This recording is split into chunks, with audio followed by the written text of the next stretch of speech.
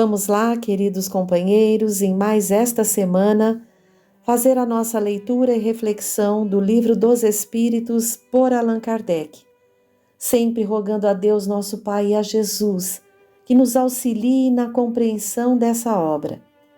Estamos no livro 1, capítulo 2, Elementos Gerais do Universo, item 3, Propriedades da Matéria. Kardec pergunta, número 29, a ponderabilidade é atributo essencial da matéria? Resposta, da matéria como a entendeis, sim, mas não da matéria considerada como fluido universal. A matéria etérea e sutil que forma esse fluido é imponderável para vós, mas nem por isso deixa de ser o princípio da vossa matéria ponderável. Nota de Allan Kardec. A ponderabilidade é uma propriedade relativa. Fora das esferas de atração dos mundos, não há peso, da mesma maneira que não há alto nem baixo.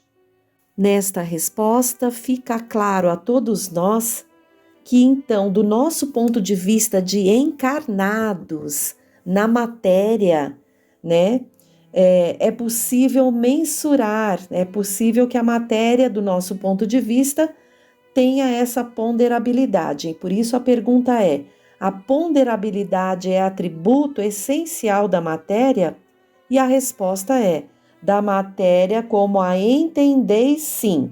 Então, do nosso ponto de vista de encarnado, a matéria que podemos pesar, mensurar ali, avaliar, Mas, ele deixa claro, mas não da matéria considerada como fluido cósmico universal.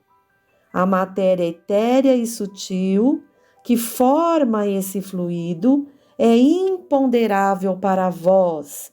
Não podemos pegar, não podemos pesar.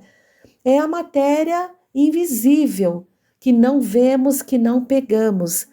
Por isso, Kardec, na nota, diz que a ponderabilidade é uma propriedade relativa. Pergunta número 30, feita por Allan Kardec. A matéria é formada de um só ou de muitos elementos? Resposta, de um só elemento primitivo. Os corpos que considerais como corpos simples não são verdadeiros elementos, mas transformações da matéria primitiva.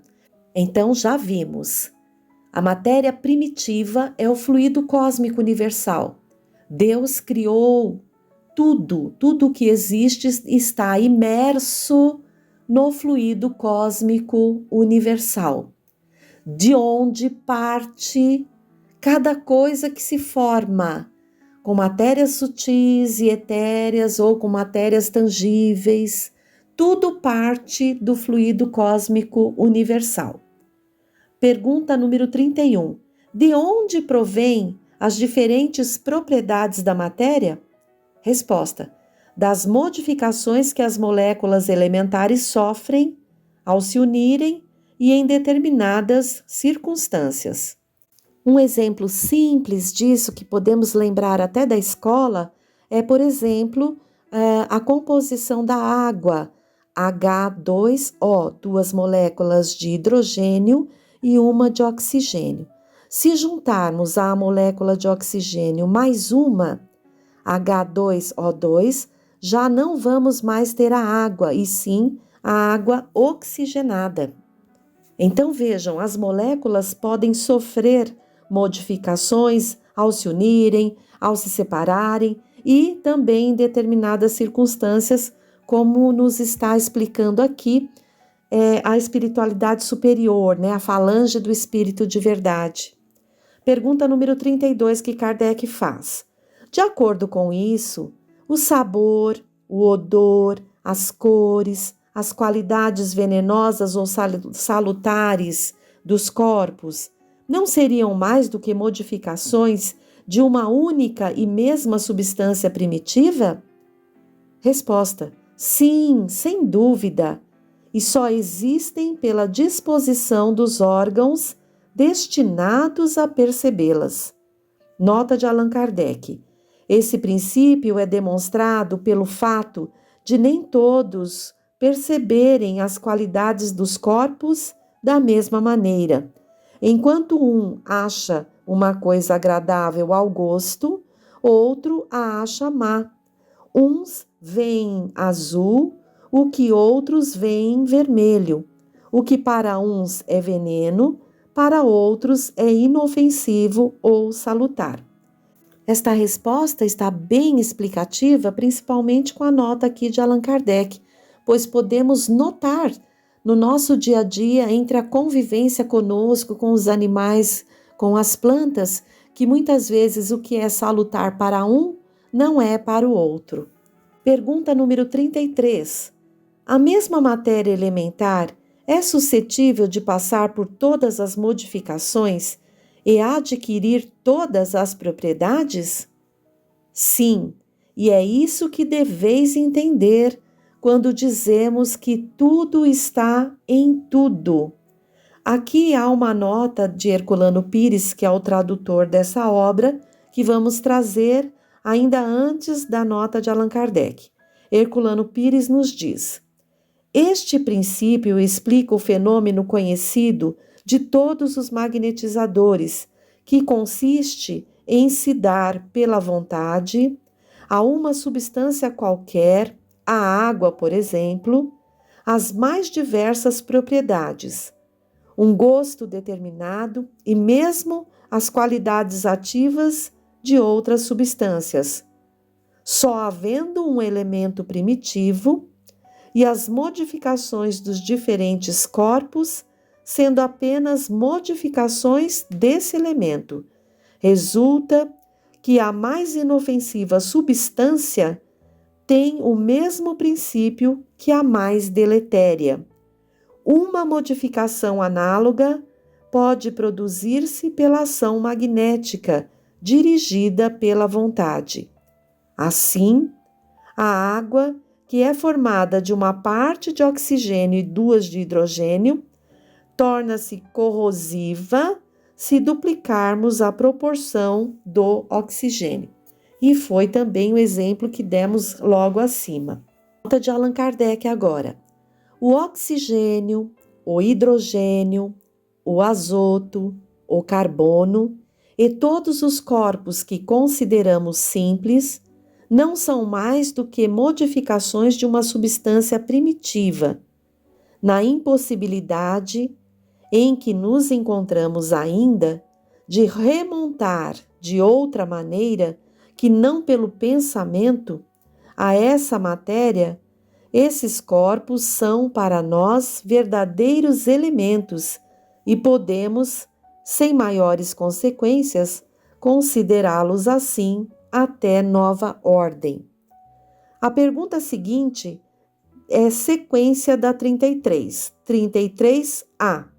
Kardec indaga: essa teoria não parece dar razão à opinião dos que não admitem para a matéria mais do que dois elementos essenciais, a força e o movimento, entendendo que todas as outras propriedades não são senão efeitos secundários, que variam segundo a intensidade da força e a direção do movimento?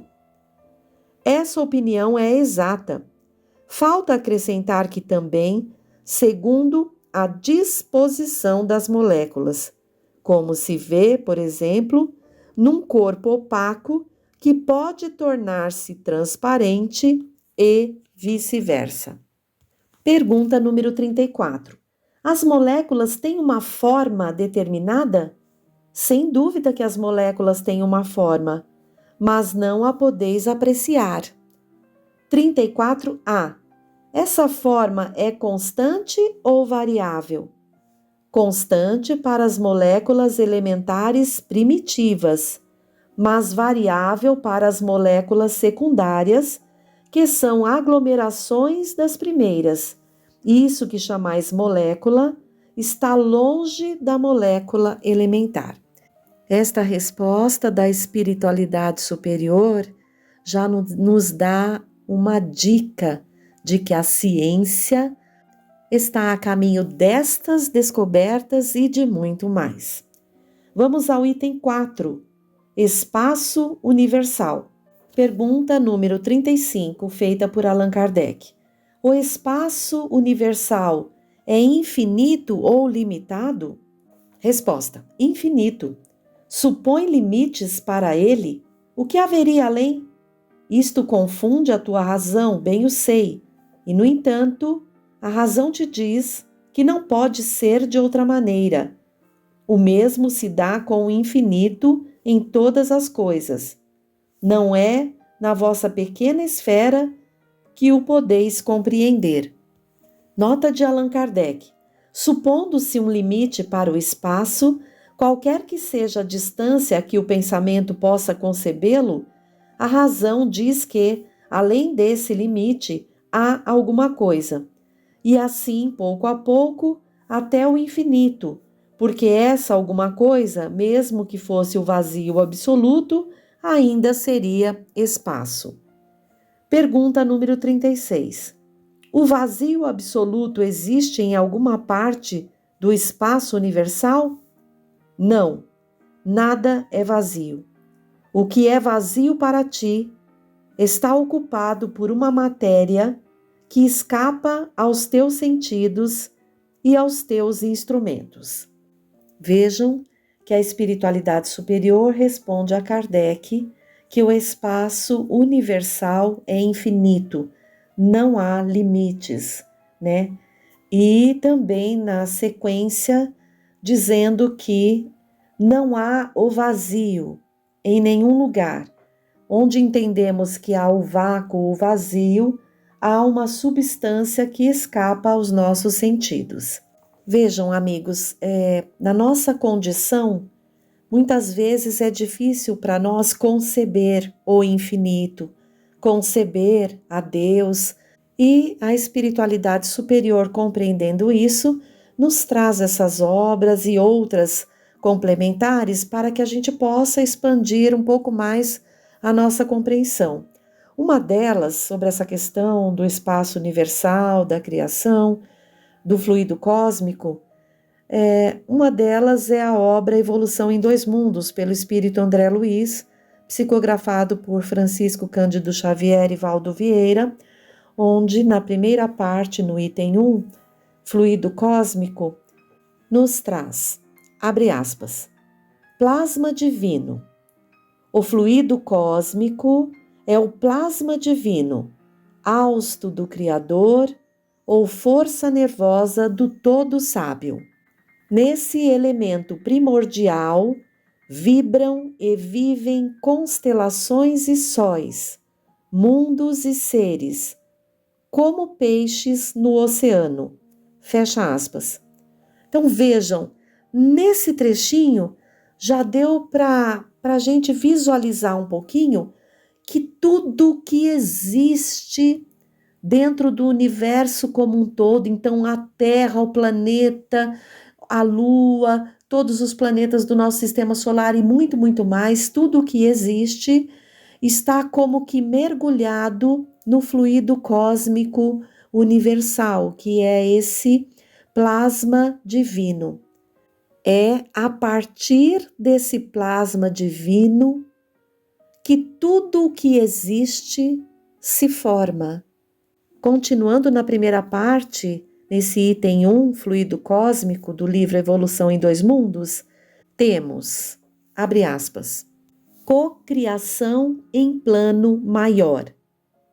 Nessa substância original, ao influxo do próprio Senhor Supremo, operam as inteligências divinas a ele agregadas em processo de comunhão indescritível, os grandes devas da teologia hindu ou os arcanjos da interpretação de variados templos religiosos, extraindo desse hálito espiritual os celeiros da energia com que constroem os sistemas da imensidade em serviço de cocriação em plano maior, de conformidade com os desígnios do Todo Misericordioso, que faz deles agentes orientadores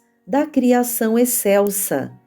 Essas inteligências gloriosas tomam o plasma divino e convertem-no em habitações cósmicas de múltiplas expressões, radiantes ou obscuras, gaseificadas ou sólidas, obedecendo às leis pré-determinadas, quais moradias que perduram por milênios e milênios, mas que se desgastam e se transformam por fim, de vez que o espírito criado pode formar ou cocriar, mas só Deus é o Criador de toda a eternidade. Fecha aspas. Vejam que aqui eles nos explicam, nos revelam que Deus criou tudo o que existe e mergulha isso no seu plasma divino. Está tudo inserido ali. E há as inteligências co-criadoras que trabalham junto a Deus, nosso Pai misericordioso, e o auxiliam manipulando esse plasma divino e o convertendo nas habitações cósmicas, seja ela nesse universo de que forma for, seja gaseificada, seja sólida, radiantes ou não. No próximo item, ele vai nos dar mais uma dica, vai nos falar sobre impérios estelares. Abre aspas. Devidas à atuação desses arquitetos maiores, surgem nas galáxias as organizações estelares como vastos continentes do universo em evolução e as nebulosas intragalácticas como imensos domínios do universo, encerrando a evolução em estado potencial, todas gravitando ao redor de pontos atrativos com admirável uniformidade coordenadora. É aí, no seio dessas formações assombrosas, que se estruturam interrelacionados a matéria, o espaço e o tempo, a se renovarem constantes, oferecendo campos gigantescos ao progresso do espírito. Cada galáxia, quanto cada constelação, guardam no cerne a força centrífuga própria, controlando a força gravítica com determinado teor energético apropriado a certos fins. A engenharia celeste equilibra a rotação e massa, harmonizando energia e movimento, e mantém-se desse modo na vastidão sideral magnificentes florestas de estrelas, cada qual transportando consigo os planetas constituídos e em formação, que se lhes vinculam magneticamente ao fulcro central, como os eletrões se conjugam ao núcleo atômico, em trajetos perfeitamente ordenados na órbita que lhes assinala de início. Fecha aspas. Vejam, companheiros, se podemos refletir sobre isso, esses arquitetos maiores, então, que auxiliam na cocriação do universo, auxiliaram na criação do nosso sistema solar, esse ao qual podemos estar ali mais próximos, olhamos para o céu, vemos as estrelas, a lua, os planetas do nosso sistema e o nosso próprio planeta azul, nos acolhendo, nos servindo de campo ao progresso espiritual. Não bastasse isso, Deus nos envia Jesus como governador desse planeta que nos acolhe, Não bastasse isso, Jesus reencarna entre nós para nos mostrar o caminho, a verdade e a vida. Então, queridos companheiros, passo a passo, vamos buscando compreender sobre nós mesmos, sobre tudo que nos cerca, sobre a possibilidade de evolução que temos. Basta olharmos para esse planeta, nossa casa atual, observar a grandeza de Deus através da criação, da natureza, das plantas, dos animais, dos minerais, e nós mesmos como espíritos avançando na senda do progresso, melhorando sim, porque se olharmos para trás, já nos revestimos de corpos mais grosseiros. O corpo, a matéria, é a bênção, a oportunidade que Deus nos dá para atuar no mundo, tomar o nosso lugar com dignidade, encarnados que estamos onde estivermos atuando, é o que nos cabe. Onde estivermos, nos cabe orar, vigiar, atuar, respeitar esse corpo, valorizá-lo, porque é através da experiência no corpo físico que estaremos em contato com o próximo e podendo praticar ali o que viemos praticar, que é a nossa melhoria, o nosso crescimento intelectual, moral, cultural, espiritual, acima de tudo, para que venham cada vez mais novas oportunidades, porque somos seres deste universo criado por Deus. Então, companheiros, valorizemos a vida. Qualquer que seja a experiência, qualquer que seja a personalidade que estejamos dando vida na terra, no corpo, que possamos fazê-lo dignamente cada vez mais. Que Jesus esteja junto ao coração de cada um. Até o próximo encontro.